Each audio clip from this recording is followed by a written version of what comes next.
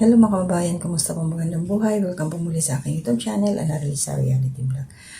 Yung aking reaction po ngayon, ito po yung patungkol sa about sa online wedding, yung virtual wedding, kaya Zoom wedding, kung ano ba yan tawag nila. Kasi sa pagkakaalam ko talaga, hindi siya allowed sa ating bansa. At ngayon, tumingin din ako sa isang attorney na meron siyang upload sa kanyang YouTube channel. So, meron siyang sinabi dito patungkol sa online wedding at kung ano yung kaparusahan patungkol dito. Pakinggan po natin at panoorin ito. So siguro, tinatanong mo yung online wedding. Nauuso ngayon kasi napapanood natin, di ba, may iba kinakasal online o kaya nasa Zoom. Kasi nga, pandemic, hindi pwedeng umalis, lumabas. So, nagpapakasal ng ganyan. Ang malaking tanong, legal ba yan? At pwede bang ikasal online? Valid ba? Nako, Shani, hindi valid ang online wedding. Okay?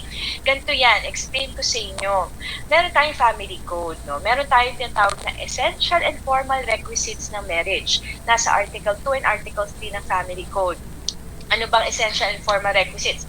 Consent, freely given, legal capacity, dapat 18 years old, pataas, at babae at lalaki yon.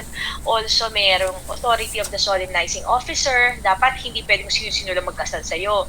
Tapos, marriage license, unless exempted ka, pero marriage license kailangan yon. At marriage ceremony. Okay, marriage ceremony. Ano ba itong marriage ceremony na to? Meron tayo sa Article 6 ng Family Code. Sabi niya, wala naman talaga prescribed form na ito ang script. Pero, merong mandatory na basic, which is what? That the contracting parties, the man and the woman, must appear personally before the solemnizing officer.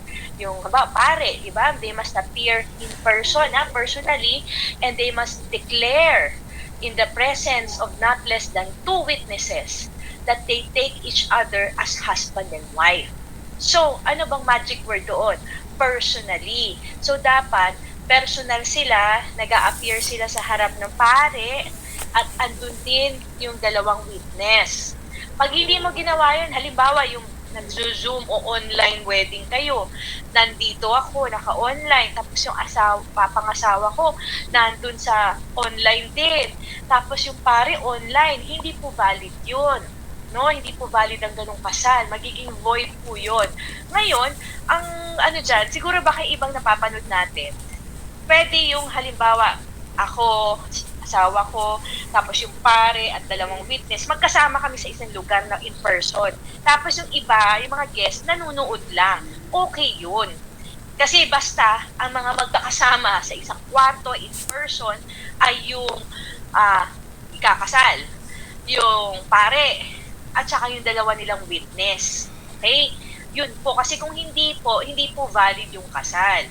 Pero kahit hindi po valid yung kasal, hindi ibig sabihin na, uy, hindi pala valid, so pwede na ako magpakasal ulit. Hindi. Pa-declare mo pa yun sa korte na void yung kasal. At ito, warningan ko kayo alam nyo ba, meron tayo sa Revised Penal Code, Article 350, yung illegal marriage. Na halimbawa, nagpapakasal ka, alam mong illegal, halimbawa may iba, alam naman nila illegal pero ginagawa pa rin nila, pwede kang maparusahan at pwede kang mapakulong, aabot hanggang 6 years. Prison correctional medium to maximum period.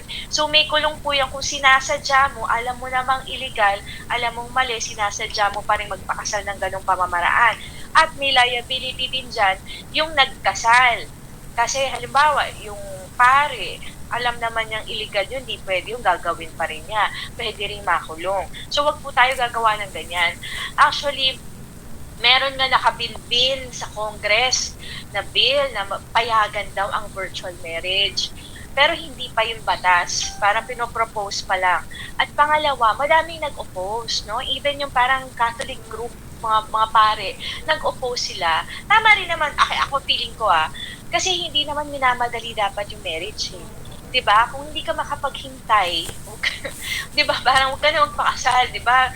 Mas maganda na ready lahat. Ako kasi paminsan naniniwala din ako sa mga signs.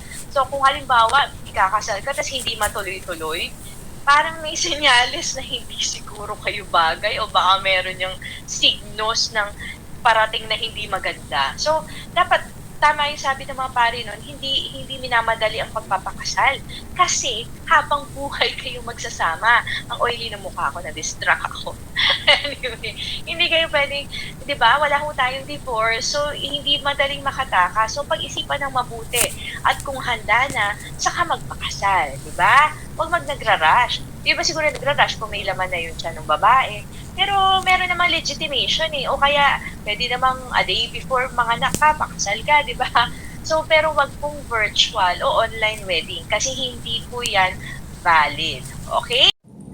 Okay, so yun nga no, mga kababayan, ka business kapapi at kalingap. So, I hope na pinanood nyo ng buo itong sinabi ni Attorney Nikki. Meron din kasi nag-comment doon sa aking ginawang reaction na ito daw si Bong at saka si Clarissa ay kasal na. So alam naman natin kung nasaan si Clarissa, di ba nasa Hong Kong siya. Si Bong nasa Pilipinas.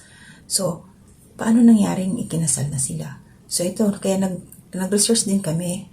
Meron din sa Google, tapos ito nga sa YouTube yung mga legal attorney na talagang hindi legal sa Pilipinas ang online wedding. So, pakinggan yung mga kababayan, mga ka-business kapapa at kalingap. Kasi dito, meron din talagang inamin ni Clarissa na kasal na nga daw sila at hindi peke yung kasal nila ni Bong. So, paano to? Anong mangyayari ngayon? Kasi, kumbaga, lalabas na illegal ang kanilang ginawang pagpapakasal at kung sino man ang mga kasama nila doon sa pag-official ng kasal na yun na online, posibleng, gaya sabi ni attorney, may pananagutan din, di ba? So, ito pakinggan natin yung sabi ni Clarissa. Mahal ko, Becky daw ang kasal natin. Kala niya yata ebidensya eh. Hindi po, Becky, kami po ay kasal na ni Bong. Nag-yes, I do na kami. So yun no, mga kababayan na business kapapit kalingap, malinaw, inamin niya na talagang kasal na sila. At ngayon, dahil nga illegal ang ginawa nila, sino na naman ang niloko nila dito? Unang-una, yung mga viewers niya. May mga nag-congratulate pa. At pangalawa, ito si Bong. Pasok na naman sa banga, si Bong. Naloko na naman to. Paniwalang-paniwala siya na, ayun, kasal na nga sila. Pero sige lang kasi masaya siya sa kanyang ginagawa. Suportahan na lang natin siya. Pero alam natin na hindi po legal ang online wedding. So yun lang ho. Suportahan po natin mga kababayan, ka-business kapapi kalingap, ang ating pinuno ka-business official, si Papa Rins TV, ang ka-business family channel po nila. At isama na rin ho natin ang aking mga kasamahang reactors dito. Si Kabayan Anime Reactors, si Kabayan Alminda Mix Vlog, si Ma'am Flores Channel, si Kalingap Turak, si Taong Gala, at saka si Katangay PLC. Sila po yung mga kasamahan kong reactors po nila pinuno ka-business. So, sa lahat po ay maraming salamat sa inyong suporta sa aming lahat. Salamat po sa mga naliyan lagi na nakakaintindi at alam naman ho namin na kami po ay nagsasabi din ng katotohanan, hindi kami gumagawa ng anumang kwento. Kami po ay nagre-reaction base po sa aming mga napapanood at nakikita. At ito pa, yung mga kinukuha namin mga pictures nila, hindi po doon galing po ito sa upload po ni Pinuno Ka-Business at kami po ay may pahintulot sa kanila, kay Pinuno po. Kaya yung dyan, mga magreklamo, kami po ay pinahintulutan ni Pinuno Ka-Business. Inuulit ko na kumuha ng mga litrato, pictures o clip, video clip po doon sa mga ina-upload niyang video. Kaya para sa amin, wala kaming nilalabag na batas ninyo. Kasi nga, allowed kami na kumuha dito kay Pinuno Ka-Business. Wala kami kinukuhang pictures o anuman doon sa kanya. Yun.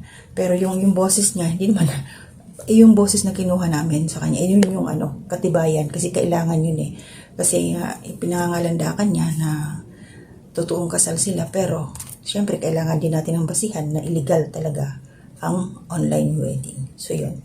Kaya syempre kailangan din natin ng proof. Diba? So, yun ang proof namin. Importante yun. Para mapatunayan, baka mamaya sabi nagsisinungaling lang kami, gawa-gawa kami ng kwento. So, ayan po. Meron po tayong katibayan. At sana, wag ba natin lulukuhin yung ating mga viewers.